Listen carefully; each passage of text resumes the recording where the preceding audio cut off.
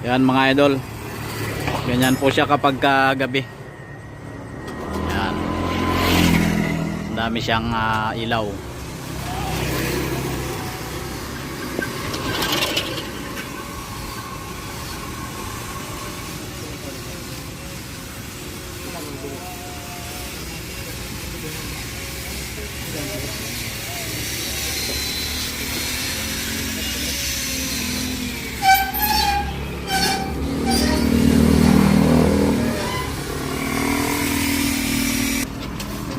Yan, buhay na buhay ang Tatak Pinoy.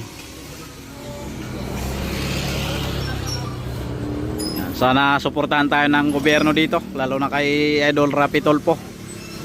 Mabigyan tayo ng ayuda para mas makagawa pa tayo ng mas maraming ganitong